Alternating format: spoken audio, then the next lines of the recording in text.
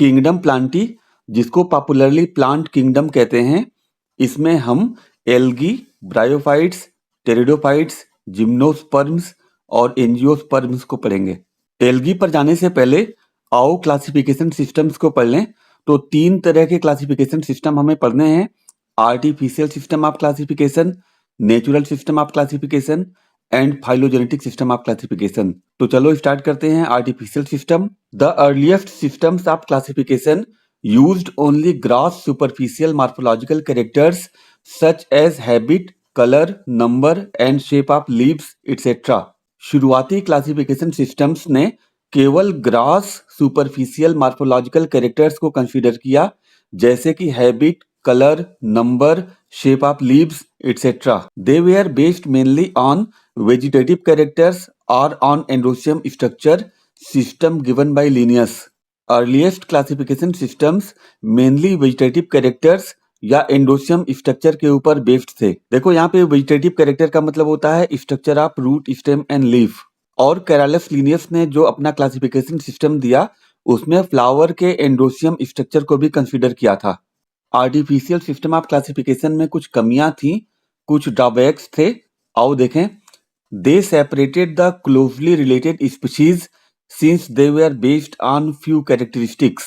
Artificial system ने बहुत ही closely related species को सेपरेट कर दिया क्योंकि ये बहुत ही कम कैरेक्टर्स के ऊपर बेस्ड था। The artificial systems gave equal weightage to vegetative and sexual characteristics. Artificial system of classification ने वेजिटेटिव और सेक्सुअल कैरेक्टरिस्टिक्स को इक्वल वेटेज दिया। That is not acceptable since we know that often the vegetative characters are more easily affected by environment. ये acceptable नहीं हो सकता क्योंकि हम जानते हैं कि वेजिटेटिव कैरेक्टर्स बड़ी आसानी से इन्वायरमेंट से अफेक्टेड होते हैं और बदल जाते हैं। तो ये 2 ड्रॉबैक्स थे आर्टिफिशियल सिस्टम ऑफ क्लासिफिकेशन के।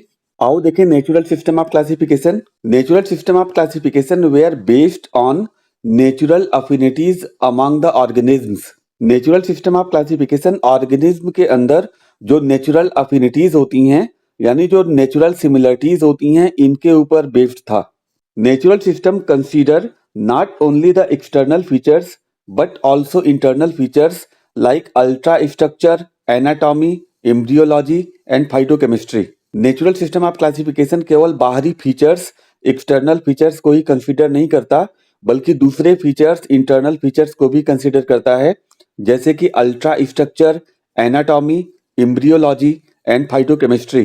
Such a classification of flowering plants was given by George Bentham and Joseph Dalton Hooker.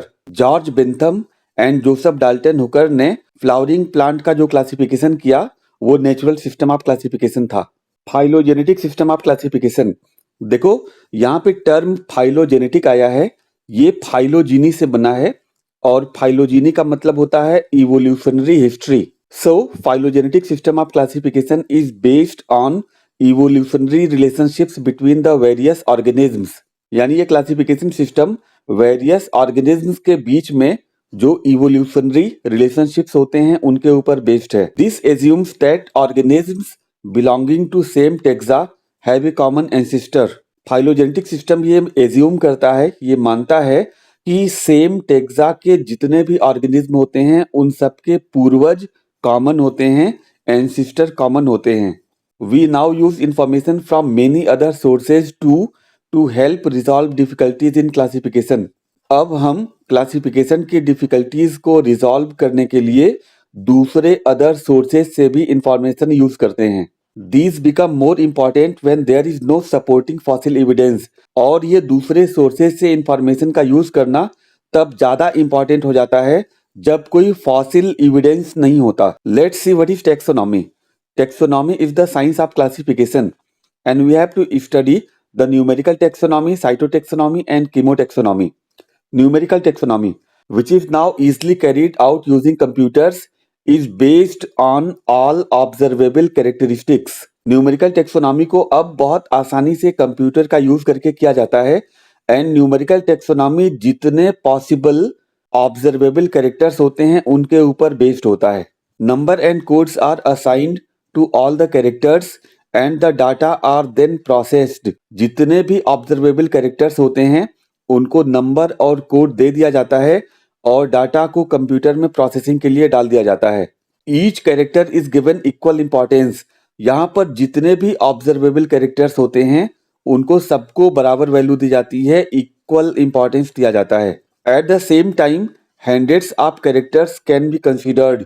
Numerical taxonomy में कंप्यूटर का यूज करके एक ही समय पर सैकड़ों कैरेक्टर्स को कंसीडर किया जा सकता है। Cytotaxonomy based on cytological information like chromosome number, structure and behaviour. ये सेलुलर इंफॉर्मेशन साइटोलॉजिकल इंफॉर्मेशन के ऊपर बेस्ड होता है, जैसे क्रोमोसोम नंबर, क्रोमोसोम का स्ट्रक्चर और क्रोमोसोम का बिहेवियर। कीमोटेक्सोनॉमी में प्लांट के केमिकल कॉन्स्टिट्यूएंट्स को भी कंसीडर किया जाता है कंफ्यूजन को दूर करने के लिए, और इनका यूज आज के समय में टेक्सोनॉमिस्ट करते हैं। तो ये 3 तरह की टेक्सोनॉमी थी: न्यूमेरिकल टेक्सोनॉमी, साइटोटेक्सोनॉमी एंड कीमोटेक्सोनॉमी।